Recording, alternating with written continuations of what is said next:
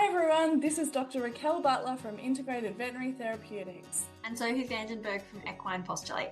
And we welcome you to the Equine Functional Posture Podcast, your ultimate source for insights into the influence of functional posture on biomechanics, health, and overall well-being of horses. Whether you're a seasoned equestrian, an equine professional, or simply a horse enthusiast, this podcast is designed to help you understand the critical aspects of functional posture. Tune in each week as we discuss practical tips, delve into expert interviews, and explore the latest research in the impact of functional posture on equine anatomy, physiology, movement, and more. Let's create a world where we empower our horses to be in a mental, emotional, and physical balance. Have you ever wondered why your horse can stand comfortably all day without their head getting so heavy that they just stand with it hanging to the ground? Or have you thought about the efficiency of grazing and standing positions for horses and the weight of their head and neck in those positions?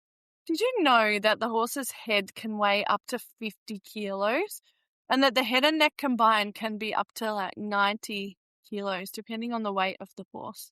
It's a big long lever that the horse has to work with. So we want to talk about what helps that.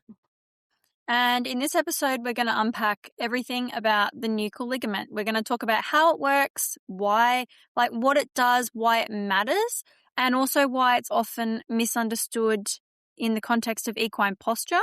So we're going to go through all the signs this system might be dysfunctional, how you can assess it, and also how you can then support healthier function so that you can have a more functional head and neck system, because the nuchal ligament is a passive recoil support system. So when it gets overloaded, this can create tension that is another form of stress on the horse's spine. And it's very interesting because there's no muscular component to the nuchal ligament. And this means that it doesn't actually have a role in lifting the horse's neck or back, which is a really big misconception. That job still technically belongs to the muscles of the horse's body, the thoracic sling, the abdominals, and the stability system. So, okay, what are we going to do? Jump into the anatomy? Yeah, I'd love it if you can give a chat on the basic anatomy. Okay, so it's interesting. Again, it's a paired system. So there's two sheets. There's one on each side of the horse. They're very close together. So the horse has a funicular cord, which is what everybody sort of knows as that large ligament that runs and connects from the pole all the way down to the wither, where it becomes the supraspinous ligament. But today we're primarily talking about the nuchal ligament, so the connection between, the space between the wither and the pole. And there's a cord that runs all the way from the pole to the wither, and then there are two sheets of lamellae. And these are like, we just talked about it.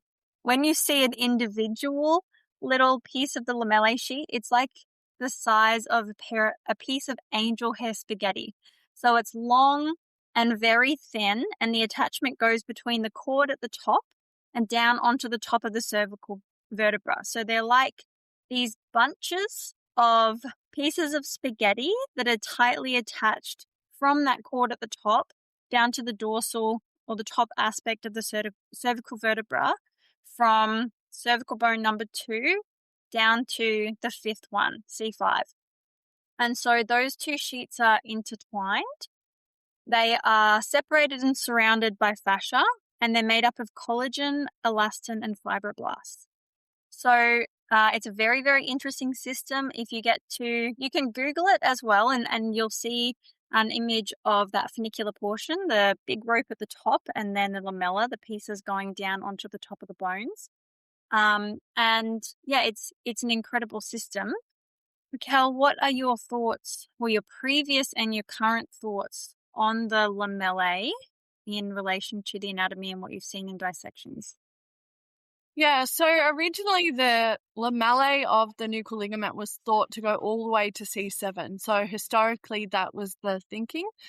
And then through Sharon May Davis's dissection specifically, she noted that often the nuchal ligament did not go down to C7. And if it did, it was often very feeble and very weak. And so the old thought processes of that was that it supported the base of the neck and supported those cervical vertebrae. I've, done a lot of dissections now and definitely seen a lot of variation in it. Majority have strong connections to C5. And then what I see beyond that is sometimes there's feeble fibers that look like they have broken off.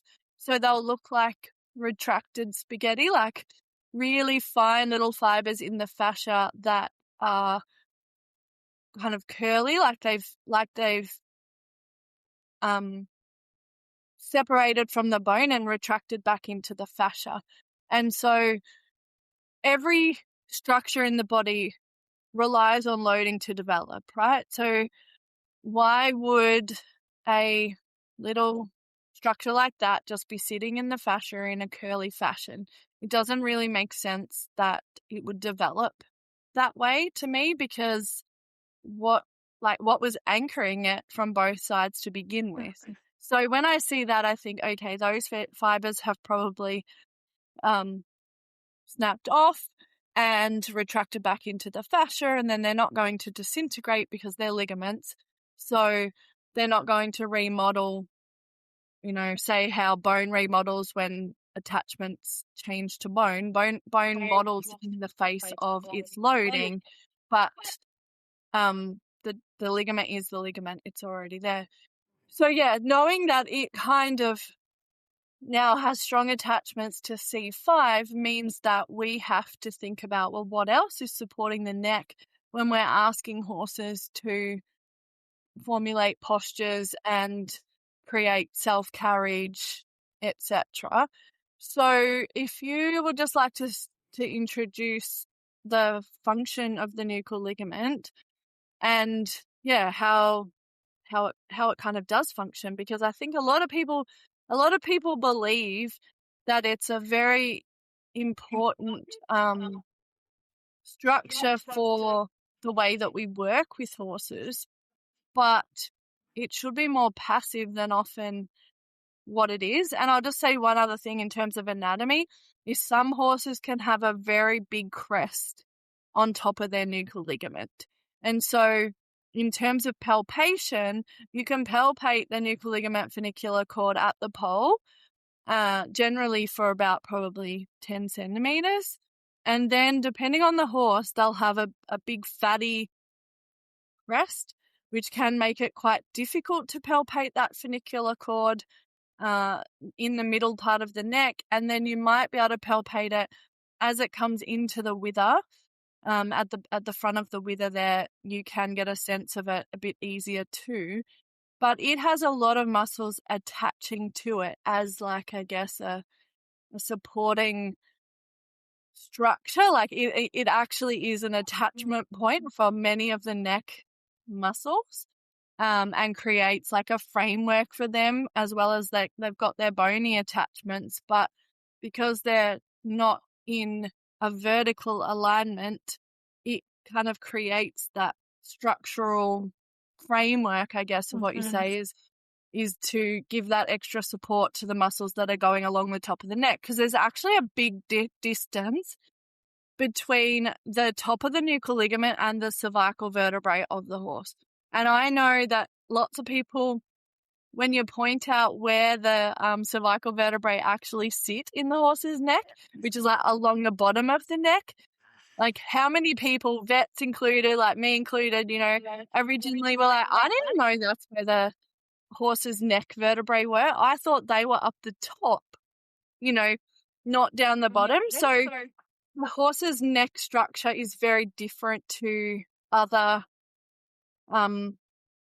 species, because there's such a big gap between that nuchal ligament and the cervical vertebrae, which is why all of these postural muscles are so important. So do you want to give us a bit of a rundown on their function? Yeah, I mean, in addition to what you were just describing, that suspension bridge sort of that the muscles can hang from and use as a framework, it's in the literature described as a large elastic dorsal cervical structure that passively supports the head and neck. So the caudal funicular, so that means the band that goes between the head and the neck, the caudal part, so the part closest to the wither, and the cranial lamellar regions make the largest contribution to elastic strain energy storage. Would you contradict that? Yeah, I mean, I think the whole thing Takes is making a contribution to elastic strain, like energy storage. So it's storing energy to allow that nuchal ligament to rebound easily without requiring as much muscular input, but it's the whole structure, yeah. the whole part. So, and there's locomotion papers showing that nuchal ligament elastic recoil, so when it's stored elastic energy and then that elastic energy is being put to use, it's contributing almost 55% of the work of moving the head and neck at a walk, because a horse's head and neck at a walk should be traveling in a bit of an infinity sign. And so there's a little bit of dorsal ventral motion. And in that upwards motion, that ligament is going to be contributing elastic energy that reduces muscular effort. So then at the trot, it's going to contribute 33% of... So can I say one thing with the walk? Because especially when the head is probably coming back to neutral, so like, I mean, it's a swinging kind of motion that's happening through the head and neck, but like that recoil system is allowing it to keep coming back to neutral. I suppose that's almost like the diaphragm, where you breathe above the system and then breathe below the system. Okay, so yeah, and so that's 55% of the work moving the head and neck at a walk is a significant amount when you consider a head and neck being up to 90 kilos, as you were saying. So then you've got 33% contribution at the trot and 31% at a canter. So yeah, reducing that muscular and metabolic cost of locomotion for the horse at the head and neck. And a useful functional interpretation is that it's not there to hold the head, as we were talking before. A lot of people interpret that if they load the nuchal ligament a certain way, it kind of pulls the back up, because the head gets longer, the nuchal ligament gets pulled that way, and then you have this sort of function of lifting the back. But we don't want to load that system. We want it to be passive. So it's an energy-saving elastic system, and it's participating in that rhythmic head-neck oscillation. So when the head and neck go down, the ligament stores elastic energy, and then when the head rises, it returns some of the energy. And so that's how that reduction in the muscular effort works. And also, the literature says that when the horse's head is in a high position, if you're going to fix the head high, it will reduce that lumbar flexion extension. So that's the flexion and extension through that lumbar area. If you hold your horse's head high, it will automatically reduce that lumbar flexion and extension. But as well, lateral bending, axial rotation, so spine rotation, and stride length at a walk compared with a free head position or a lower head position. So it's very important that the horse is able to have a neutral head and neck and a healthy ability to be telescopic with their neck and to move it in a healthy fashion, and to have, we've talked a lot in previous episodes about observing your horse, because we believe that's one of the most powerful things that you can have in your toolkit. And so if you're watching your horse move and they don't have any head and neck motion, but their head is held high, then you know that the rest of their body is going to be compromised, and part of that system includes the nuchal ligament. So the other function that the nuchal ligament plays a big part in is resting time. So we actually recently also did an episode on sleep. So go and listen to that. Even we were surprised by, some of the information about how much time horses spend resting just in the paddock. And so that time, unlike, if you look at cows and sheep and so many other animals, they lay down so much of the day. Their head goes on the ground, they rest themselves, but the horses are relying on the nuchal ligament to give them a neutral posture to be in. it's a very balanced system where the parts of the whole are loaded in a tensegrity system. So when you consider the head and neck, the vertebral muscular support from the longus colli, which are important muscles along the neck, postural muscles, the multifidi, small muscles along the neck, intertransversarii, more of those scalenes, and there's lots of other deep muscles in the neck. They're all very, very important for postural stability and control so that your horse can have a neutral resting head and neck posture. They shouldn't be holding their head high or low. And, the nuchal ligament plays an important part in this because it's taking part of the load just simply through elastic energy, and your horse should be able to support a neutral head and neck position when just standing out in the paddock. And so another, just a consideration to make is that if you have a horse that doesn't have a neutral head and neck position, think of how many hours a day that they are reinforcing that posture. And in that posture, you are loading bone in a specific pattern, so it's going to remodel. You are loading muscles, postural muscles that are developing in that pattern. You're using your locomotory muscles in that pattern. So, all of these things are very important for your horse overall. So being able to say, yep, one is my nuchal ligament functioning well enough to support my neutral posture, and is the rest of the system working enough to support my nuchal ligament being healthy and not overloaded or uncomfortable, so that the horse chooses a posture to sort of try and unload their own nuchal ligament. So there's a lot going on. And also you've got potential proprioceptive feedback systems combined with that nuchal ligament. There's a lot of free nerve endings. There's just so much input coming from there's a very interlatticed and crisscrossing system in the neck because it's so dynamic. It's a very dynamic part of the horse. And so the proprioceptive feedback coming through that area is very important for the horse, not just because we want to work from, but because that holds up their entire sensory system. Like their head is what moves around and assesses the world around them. It drops down to the ground and helps them to feed. It's what allows them to reach up and browse from the trees. So them having proprioceptive input from that whole system is very important for them. And something that I think we don't talk about enough in terms of horses that can and can't regulate. I mean, we try and talk about it a lot on the podcast, but if you don't have a good sense of where you are or your head and neck is very tense, everything that you do in assessing the whole world, I mean, we've seen horses that they only want to turn one way, or they don't want to bend in a certain direction. I recently had a foal that had something happen on one side of the neck, and him simply having to turn around and in one direction to constantly assess his environment is, it's dysregulating for them as an overall. So, yeah, did you have some comments leading on from function about your relationship, seeing posture in dissections and assessing the nuchal ligament? Yeah, I think that we just have to recognize the effects that it can have on the rest of the body. So, whether the head is high or low, it's going to have impacts on that nuchal ligament. And when the head is high, there's generally a lot of strain on it. It's under a lot of tension to be stuck in that position. And when it's low, they've got a reduced ability to load or hold it. And that could be, because their thoracic sling is not working.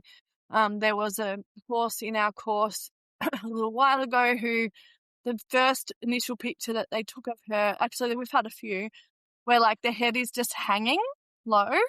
And then as they worked with basic things like even just helping the horse to be more balanced in its stance, some mobilizations and feeding positions, how the horses came to be able to hold their head and neck in a more neutral position.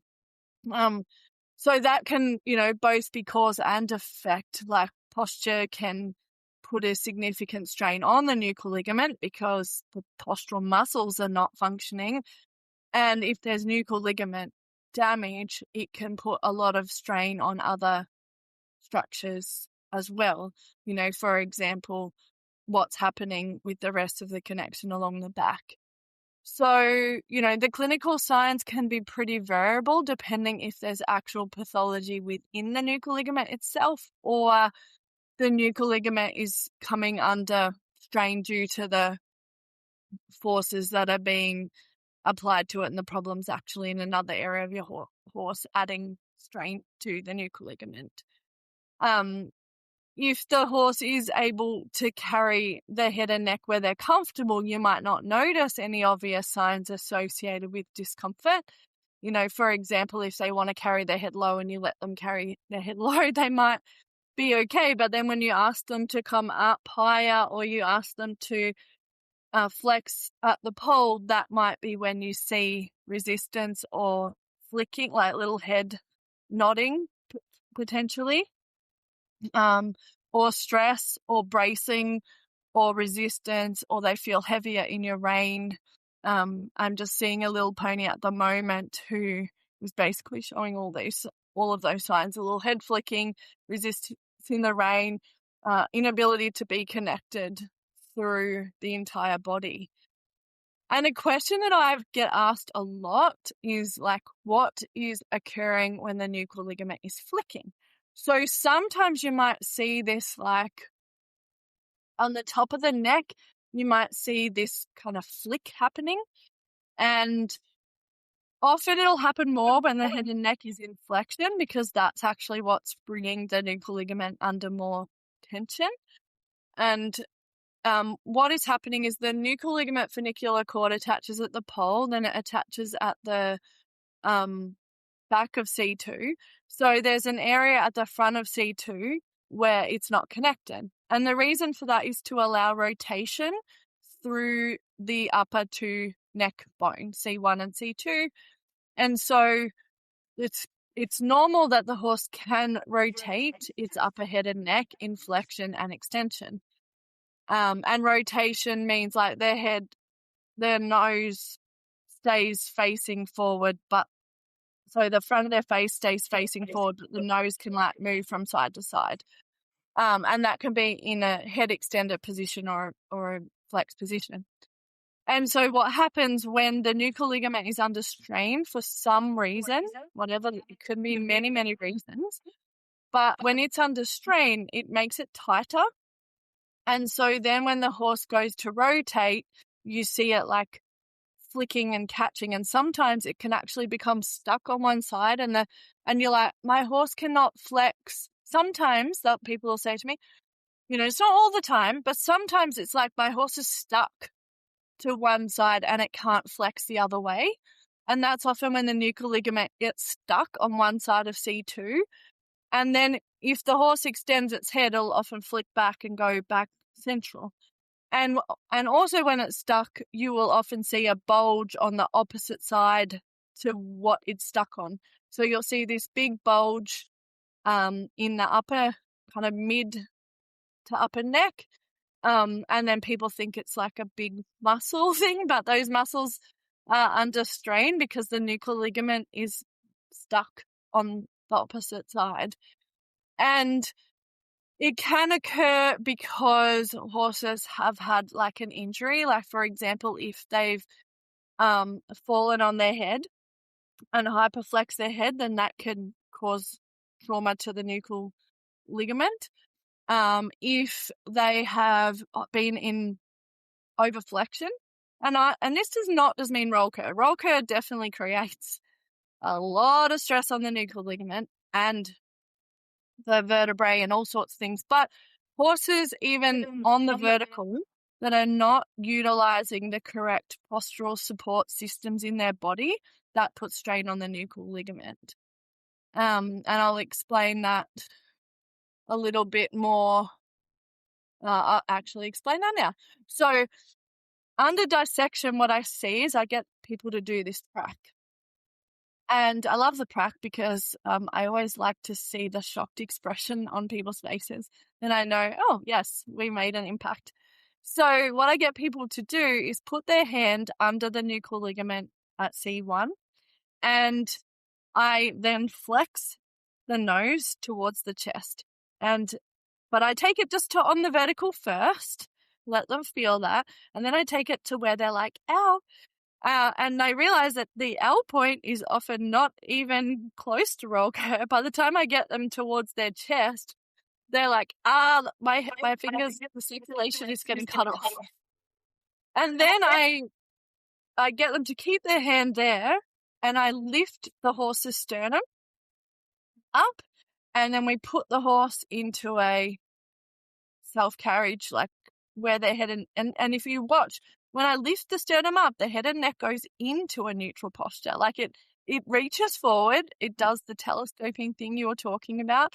And it's really easy for the horse to sit on the vertical at that point without stress on the nuchal ligament. So the nuchal ligament becomes like a passive supporting structure that's giving those muscles a bit more integrity, but it is not it should not be a loaded structure in good biomechanical movement. So that's where I think that we have thought about it in the wrong way. And I've heard people say that flick is a good thing. It is not a good thing. It is creating wear and tear on the nuchal ligament itself. It's creating stress at the attachment points of the nuchal ligament, and they should not flick from side to side. So other things that can cause that injury too is, like, for example, Ellie, when she was young, she didn't see, they were doing some fencing in her paddock, and she didn't see a wire that had been put up across the paddock, and so she ran into it with her head. And so it hyperflexed her. Like, I don't know if she was trotting or cantering, but I think she was running around, and so it hyperflexed her. She had a lump there for a long, long time, and you could feel some crepitus, like, which is like crunchy stuff happening in her neck in different positions. Also, if they pull back, which we've done an episode with Emma on pullbacks, and you should listen to that, but pullbacks can create damage to the attachment points at the skull, at the wither, and I believe also in its attachment to the vertebrae.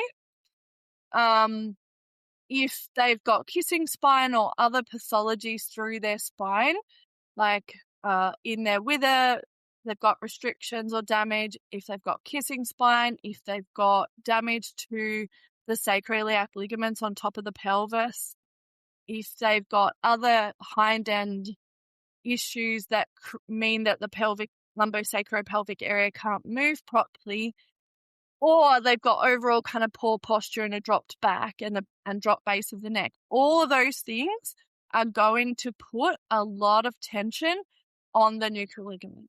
We want the nuchal ligament to be able to work like an elastic band that is able to uniformly elongate all the way through to support the structures, but also to allow like complete range of motion along its attachment point. So it does play a part in like lifting and opening the spine if the posture of the horse is working well.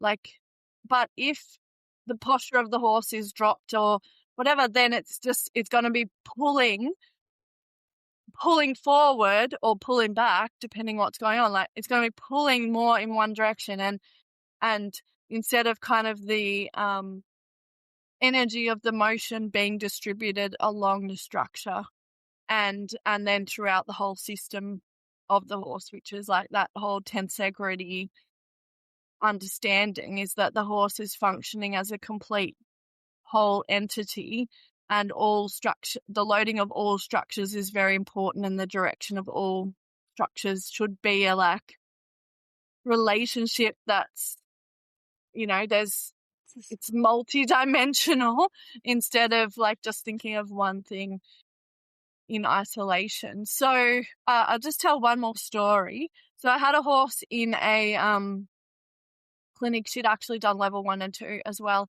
and she could not do pelvic rounding and the pelvic tilt comfortably. She would go to kick out.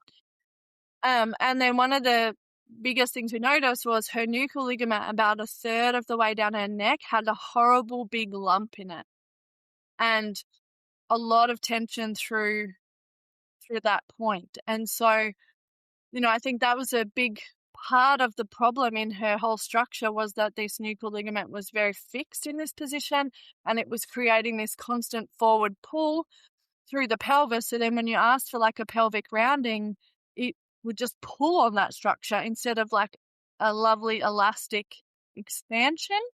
And so we addressed the nuchal ligament first, and then she also had like psoas disconnection and different things. So then we worked with connection of her hind end, and like I didn't get a pelvic rounding in that clinic because it was 3 days, and this has been going on for probably years. But we got a massive improvement in connection to her hind end and ability for her to function through her hind end. So like she was struggling with picking her legs up in her hind. She was struggling with any level of stretch out behind, and we improved all of that. So then it would be like following on from that. So yeah, if there's one area of the nuchal ligament that's been compromised, it's going to affect the entire structure of the horse.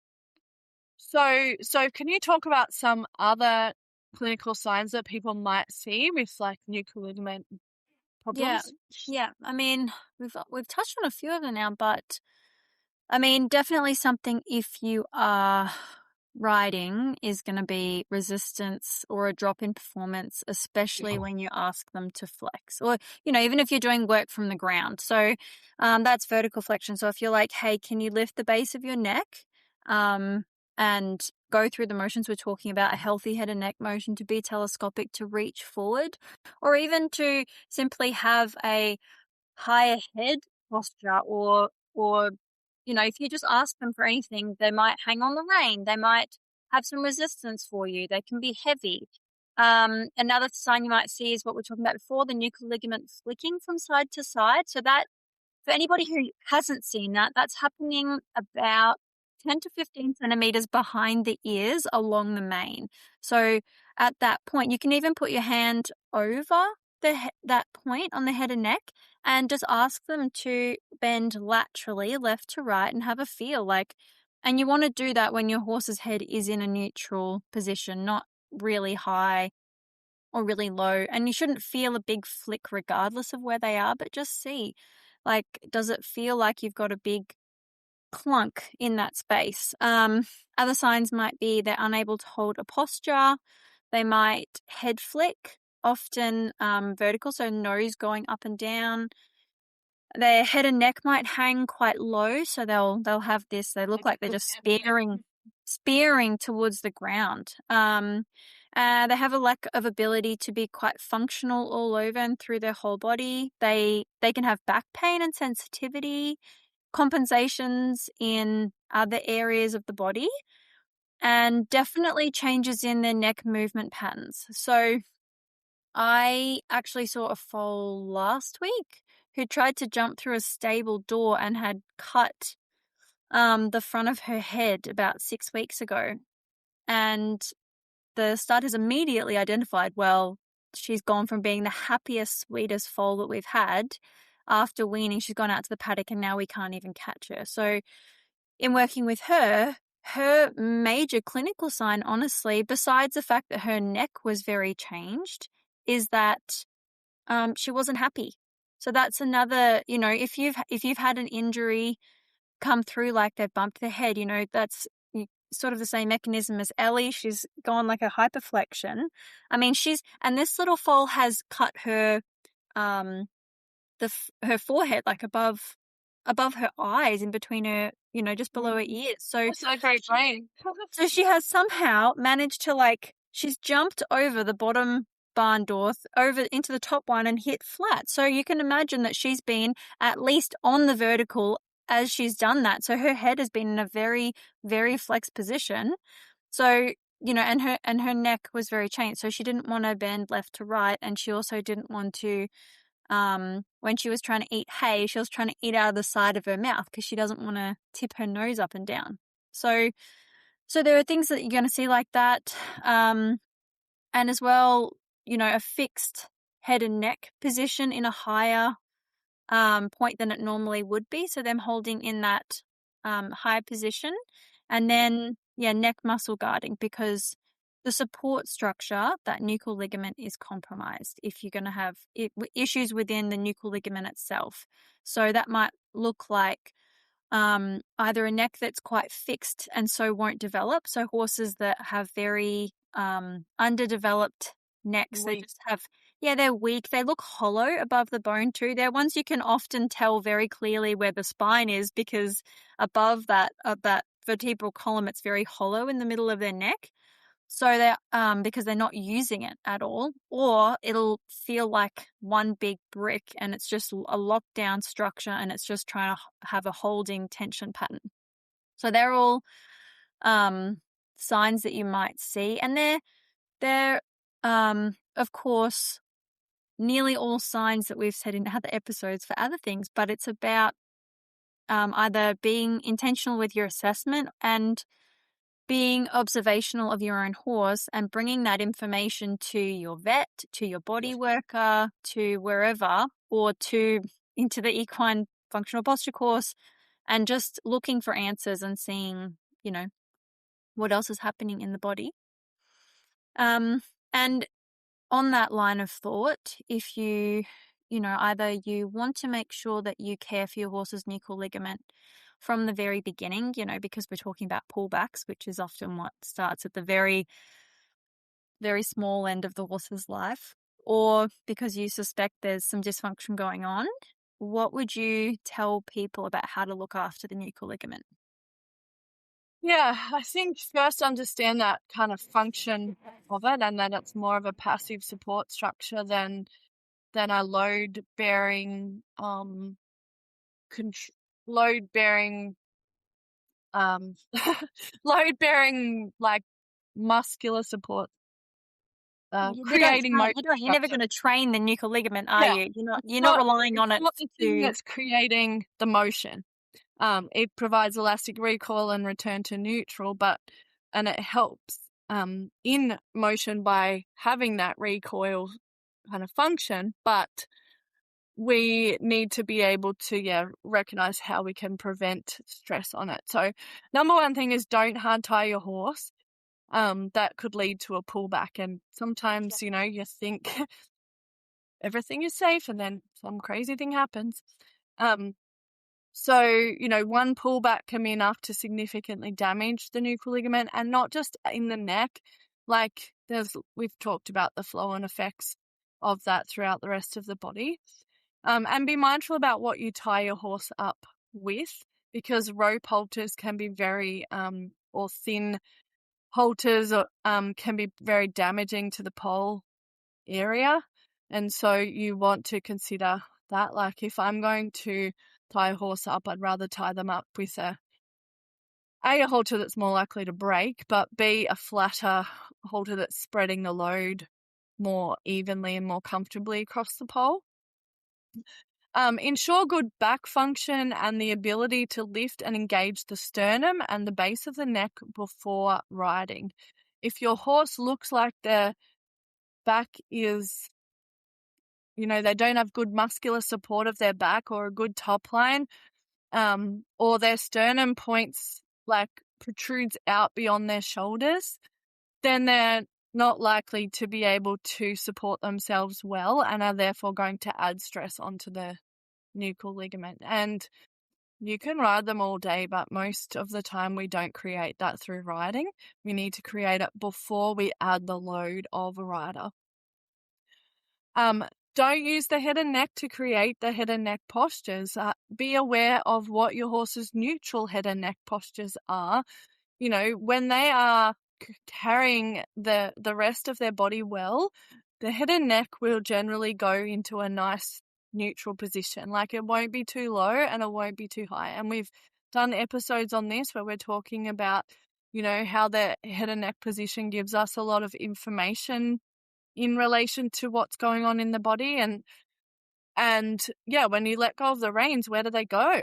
Do they go up high? Do they go down low? Or do they just go to a nice neutral, soft position? And yes, we can ask for more collection from that position, but even the collection should be a whole body, a whole body involvement, not just that head and neck coming into a more flexed position. You also want to work on slow and controlled quality motion with plenty of rest to train the deep postural muscles. So those ones that are deep along the spine, which we're going to do an episode talking about how you can recognize when these are working or not. But, not working on those big muscles. So the more work we do, often the more repetitions we do, we often end up working on big muscles and rather than the small muscles. It's the slow and controlled movement that works on those little muscles. And specifically in the neck, like we've got the multifidi, like what Sophie talked about earlier, the multifidi, the intertransversi, the scalenes, the longus colli, like these are all really deep muscles that are supporting that neck way more than what the nuchal ligament is. Without those muscles, we just put strain on the nuchal ligament attachments rather than support the neck. We get more neck arthritis, we get more postural decline when we've got those. And then the last thing I'd say is postural feeding, working towards supporting your horse's best neutral posture, and then working towards creating variation in their feeding positions so that they're getting a lot of different postures in their own environment, which will promote health of the fascial structures around the nuchal ligament, will promote normal movement within the neck and body, and promote connections throughout the rest of the body. What other things would you say in looking after that nuchal ligament? Number one is that saddle fit and function is very important. And that's for a few different reasons. One, because we're looking at a nuchal ligament whole body system. And so every time you come back to the foundation that the body being able to work well creates the head and neck posture, is that you can't have a very healthy functioning body that can engage nicely and expand and lift through the back in a healthy and engaged way. Back can't engage in a strong way if it's being restricted by a saddle fit, girth, or whatever system you have on that doesn't work well for that system. And the other part to that is that we focused on the nuchal ligament, but at the wither, it becomes the supraspinous ligament, which travels along that thoracic and lumbar portion of the horse. And so if you're interfering with that system across the thoracic and lumbar area, that supraspinous ligament, because your saddle doesn't have enough clearance or width, then you are immediately going to influence that system and influence the nuchal ligament with a tension pull. So saddle fit and function, very vital. Number two would be not blocking with the bit. So allowing the horse to find their neutral rather than you deciding what their neutral is or getting in the way of them holding their head in a natural position, which again just comes back to the fact that we want to help to guide the horse and have a connection with their head and neck, but we don't want to steer them using their mouth, and really be pulling them off balance. And we have also done episodes on the tongue and hyoid and connection into the neck, which is always going to be a really good foundation, but we're particularly more interested in the hyoid and explaining. Yeah, so that is a really important area. But also addressing the way that we ride and not pushing into the back with our pelvis motion. Like I know I used to be a pelvic pusher, but ensuring that we have good postural stability and freedom of motion to actually allow the horse's back to come up rather than block it. Sorry, I just interrupted. What else? So overall creating a functional posture both in the paddock and working with the horse.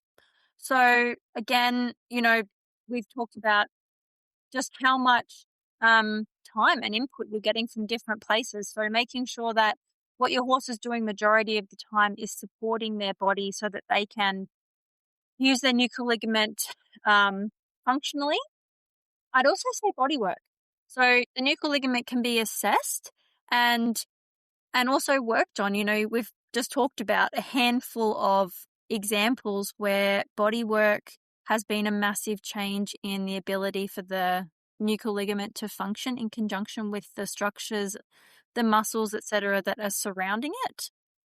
And it can be assessed in conjunction with the connection and function through the rest of the body. And that'll mean that you reduce the stress and strain on it through the individual structure, and then the whole body can have a flow-on effect. And it's always going to be that, to improve the health of that system, you always want to be focusing on posture, and then, bodywork therapies will help. But that posture is really foundational to the system. So, yeah, did you have any final comments about nuchal ligament function, health? Yeah, I think just don't apply equipment to the head and neck to create a false posture. I think we've talked about this before, but equipment such as Equiband and things like that can be quite useful, but anything that's connecting that head and neck and creating an outline with the head and neck often means that the horse is not utilizing their posture in the best, most connected way. And we need to think about, that if the head and neck is being held up or down or in a non-desired position, we need to think about the why rather than trying to correct it there. And, when I first started to work with Jelly, I'd let go of his reins and his head and neck would go straight up. And I remember when I first started working with Patch, I'd let go of her reins and her head and neck would go straight down. So they both had dysfunction within their postures in different ways, and I could hold them both into a position, but they weren't able to connect that through the rest of their body. So they were able to hold the rest of their body in a posture, but there wasn't that kind of flow through, balanced connection, elongation, improved engagement of their hind end, of what happens when they're lifting their sternum, and they've got that beautiful elastic connection through the entire nuchal ligament, through the entire body. Do you have any finishing comments? No, just that, just remembering we don't want to load it. We want it to be able to take this.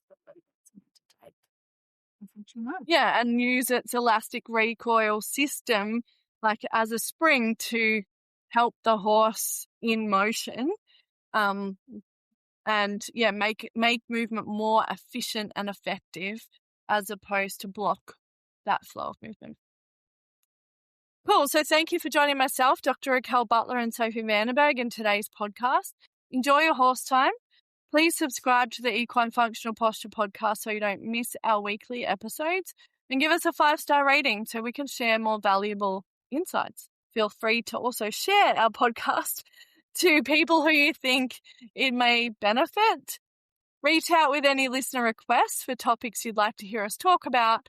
And if you're a business aligned with our mission, then reach out to become a sponsor of the podcast. And we'll see you in the next exciting episode.